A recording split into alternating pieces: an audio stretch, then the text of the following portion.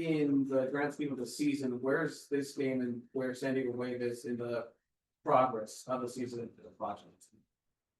Yeah, I think starting with the game, I think Gotham is a strong opponent. I think they have a really strong squad, and you see that with the team that they're putting out there today as well. They have some really high quality, very experienced players on the top level of the game. I mean, that's the challenge we want to have as well to play against. But first of all, credit to them and the team that have put together. In the game, I think it's a quite even game, especially first half. It's both teams that are doing their thing, and there's not a lot of opportunities. Of course, it's very tough for us to go to half time with losing 1-0, conceding a goal in both in the manner that we do it, but also so close to the half time whistle. I think we start the second half in a positive way. I do think that after the second goal, fortunately we lose a little bit of the structure and the patience, and you can see here that we're a team that wants a lot, but we also start to be at that moment. What's the right word to be? We really want to make a change, but maybe it is a little bit more one by one than the team, and the game that's quite transitional. So where does that leave us where we are with the season? We're obviously in a period where we have a really hard time scoring a goal, which is tough, and we need to continue to work with that. At the moment, we're not keeping clean sheets either.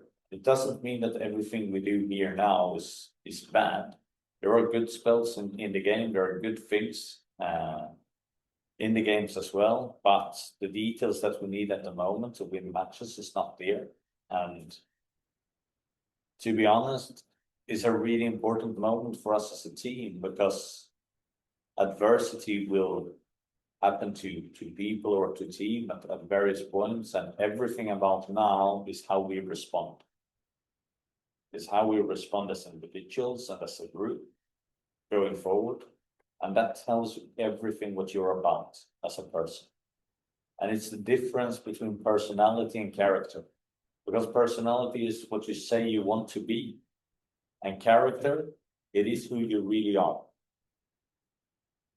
And football or soccer, depending on what you want to say, will always reveal your character.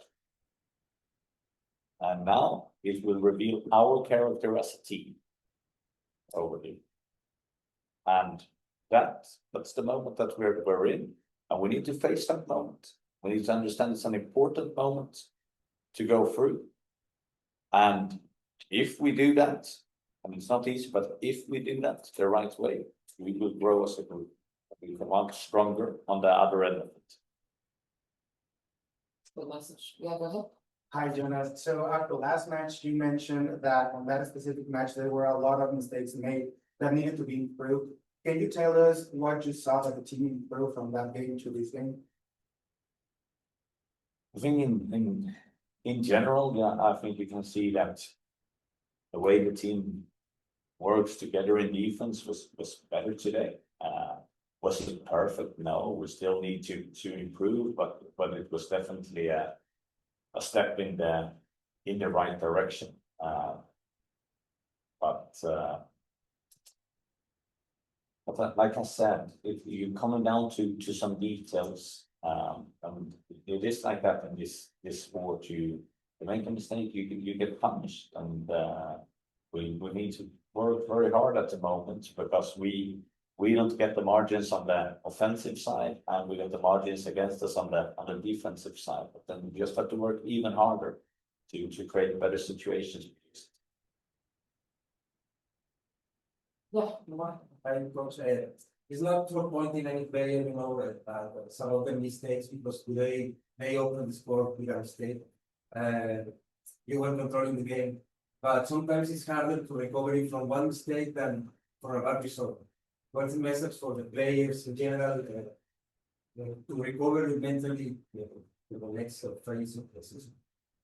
But I think you're right in what you're saying, but if you play this game, inevitably it is so that there will also be mistakes. At the highest level, there will also be mistakes. And as I said before, it's the same when a team go through an adverse point, is to say, how do you react when you make a mistake? That's what defines you. How do we react as a group when an individual makes a mistake? Of course, we need to learn from it. It's not, that's what I'm saying, but we also need to show that character on how we're going forward, how we're thinking about next action. And that's the important thing, because we win together, we lose together, and that goes with the mistakes. There's no individuals that are losing games to us. We lose as a team, we win as a team. Do you have a question? Yeah. Sure. Would you mind giving us a new sign and the speed that people was really choosing 4-2-3 position rather than something like 4-3-3 or 4-4-2? Yeah, if I'm trying to not come across as snobby tactical wise, but it's sort of being as like, in what phase are you asking about? Like, Because the several parts, you're repeating like this information, we just want something instead of why that information is that's it. yeah, I think, to be honest, I think you see in build up, we build up in many different formations, and we're trying to utilize our player strengths, and we're trying to find a free player, and it is of course like that. But to be honest, if you look through the season, we used a lot of different formations to play. At the end of the day, the formation doesn't mean so much, because it's something that we put on a tactic board, and after that we play a dynamic game where that formation is always influenced by the opponent. But you can see at the end of, for example, the Houston game, we play in a 4-4-2 at one point, and after that we play in a 3-4-3 and at the end of the Bay game, for example. So it's not like we're rigid in always playing the same formation, but it is about to strike a balance between how do we get the best out of our individual players, and also how are we making sure that we are creating consistency for their decision making. Because we have to understand that if we constantly change what's things around them, then it becomes really hard for them also to see what decisions and situations that we are looking for. And that's where we're at as a team, where we need to create some consistency. We need to build relations with new players as well. So yeah, I don't know if that was answering the question or not. Thank you. We'll do maybe 2 more here and then Abraham to wrap it up. Right, and what important do you feel are the small breaks within the game for you to be able to communicate with the players to adapt the structure that have been planned, and just give a follow-up when say about the personalities and the character? What would you say is the character right now of SanDiego? As I said, with the character, I think this is all part of like it's revealing we're in the test together here now to be how we are responding to the situations. And what I can see with the players is that they constantly try to learn, they're constantly trying to do their best, and that's a really good starting point. Now we just need to be able to understand and push each other even harder to come to that point where we're making performances good enough to start winning games again. And I mean, the breaks in the game, yes, there are obviously dear as a moment to speak, but also being like, that this is what I was saying with formation, so important that you play in a consistent way. So we also have fluid solutions in our game when we are playing. This game is not American football where it should be stopped in 3 minutes and And you speak about situations, now it's a fluid game. The game should be fluid. I don't think it's normal when it's long stoppages in the game. It's a fluid game. And the character of the wave. This is Yeah. a great question. Or the character of the wave. Yeah, I think I answered it in the wrong order. As I said there with the players, I sense that they're ready to take on this test. So am I. So is the rest of the staff. We're attacking this with energy. We're gonna go through this. We're gonna go through it together with the club, with the fans. Of course, but there is a lot of hard work that we need to do to come out on the other side. But if we do it, we come out for the better. Love that. Why do you double down? Okay, Abraham, last one. Delphine's been one of the more important players, especially on that front line. Was her substitution effect precautionary? What do you think of her performance and how it's developed over the season? Like you said, I think when Delphine has been good, I think we've been very good as a team. There is no doubt that we're at times relied very heavily on her. And getting in a player like Dudinia that I think plays very well today for us, is of course a way of trying to also structure the roster where we can add more offensive threats that not everything has to go through Delphine. Now she had to come off for medical reasons today, but I don't have any more information on that, or that she couldn't continue. Aspects of really getting through into that final third, and just in terms of shooting, or just what do you think that's kind of like final piece? Yeah, I mean, I think the way you said it, the final piece is everything, and that's the little margins that make or break a win, make or break a team. I think that, and I think to like the earlier in the season when those margins were in our favor, there was that little moment of like magic, or that little moment of like, of playing off one another, and that and on the same page, and it's not, I feel like, again, we kind of have this story of like of dominating and possession and getting into the good areas and like being in those moments, but again, marginal things on the final piece. I think for us too, the importance of scoring early and is like almost to kind of like emphasize that our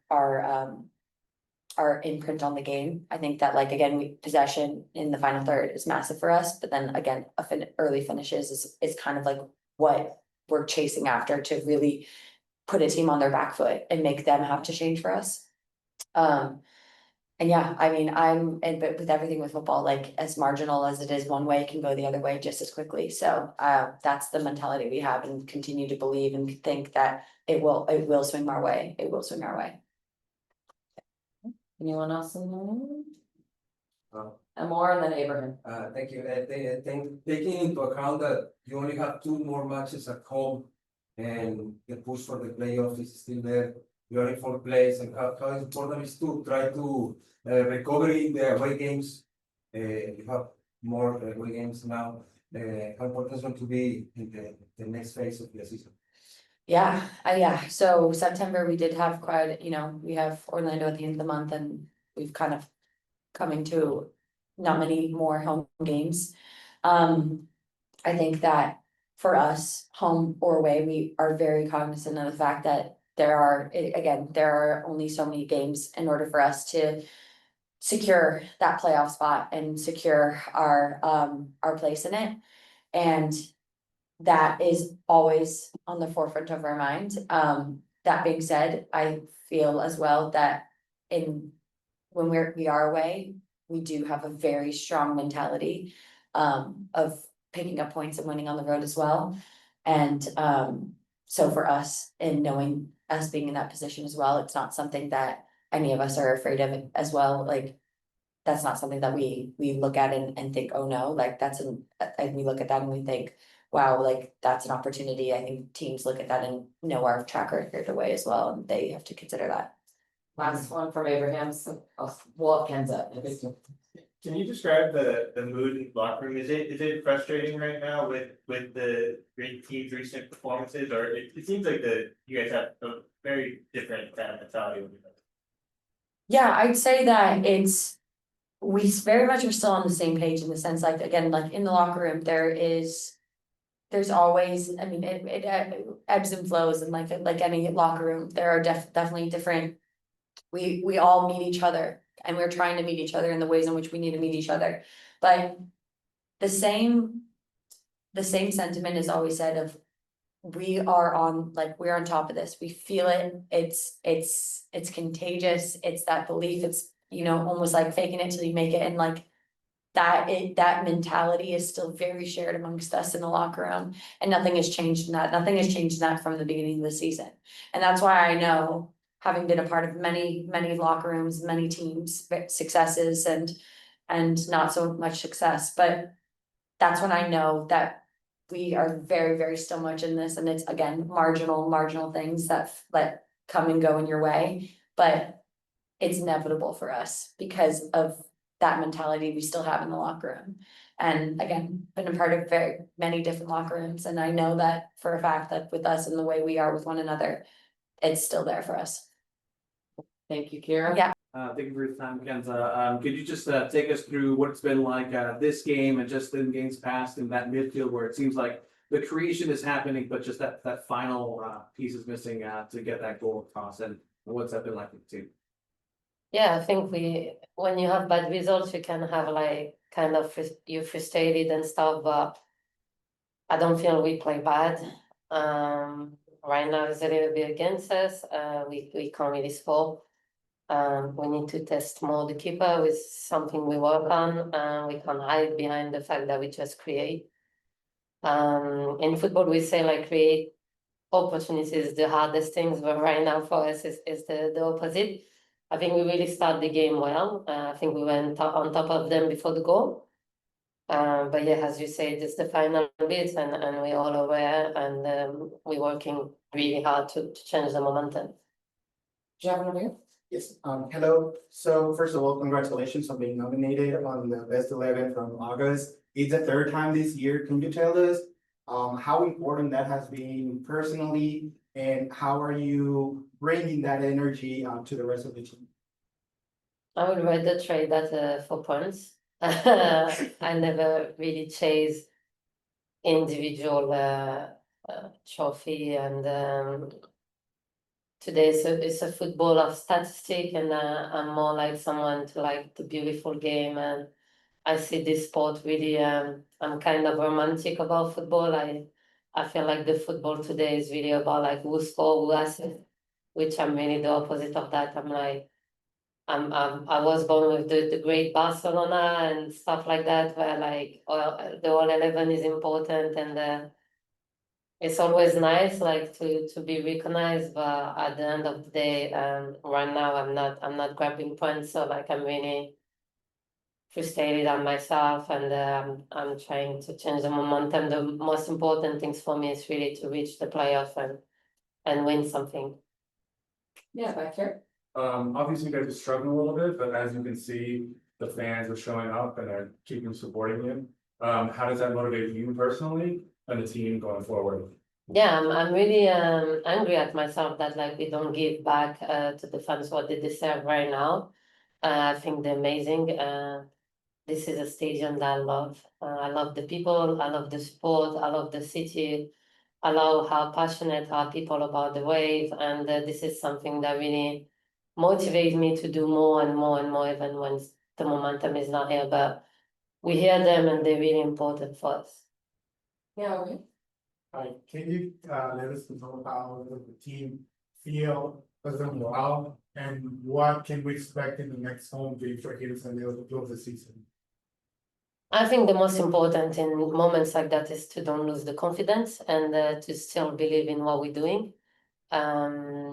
If you take Houston last week, we have like the keeper has 2 amazing save. A lot of keepers have been player of the match against us. If you take Washington, Houston, so like you need to accept it, and you need to really work hard, and like analyze what we can do better. I think the energy is not down, everything is temporary, and like we really need to believe, and we have great leader around the team that make sure that like we can't accept to keep losing. The league is really tight, we're still in. We have the luck to be still in, and we need to look at that. And now it's done, it's already done today, and from tomorrow you need to be focused on Portland. Do a couple more right here, and then I'm done. Thank you for your time. Despite you guys' struggles, you guys are still 5 and 3rd.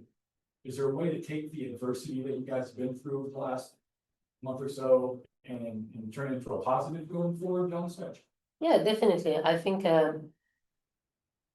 in America, the playoff is something that like people are watching more than the actual league. That's my understanding. I feel like we need to take step by step. Like the most important things right now is really to make sure we qualify for the playoff, and that goes through the result. As I say, mentally you need to switch on really quick, and you don't have time to overthink. So you have the week to analyze, and I personally already have my head on Portland. Yeah, more, and then we'll finish up. Thank you for your time. What can you say about this new experience about the playoffs? It's a very long season, but you only have one game, one match to qualify them for the next round. So the experience in Europe, playing home and away, do you think is like something that the NWSL could improve in the future? And is like not fair just play one game in the world of soccer? Like, what do you say about it coming from you? Coming from Europe, I thought like the league title, like the season title, is something more important, because I think it's so much harder to win the season title than the playoff, in my opinion, because you need consistency. But my understanding in America is like playoff for the fans is something that they really look forward, and actually like they speak more about the fact that when you win the playoff than when you win the regular season. Good for us today, but it's really different. But I like it. I like the format, because in big competition, in the biggest stage, is it's like this: you pass the quarterfinal, and like you win, you're still in. You're not in. You're not winning. You're out. And this is where I really like it, because this is where you see the character of the player. You need big personality. You need to be mentally ready. And I always say, like, you see big player in big games, so like playoff is the moment to show off. Last one here. Thank you for your time. After a match like this, what's your ritual? How do you take care of yourself, reset, and be ready for the next game? I'm obsessed with football. This is everyone around me knows it. It's my priority.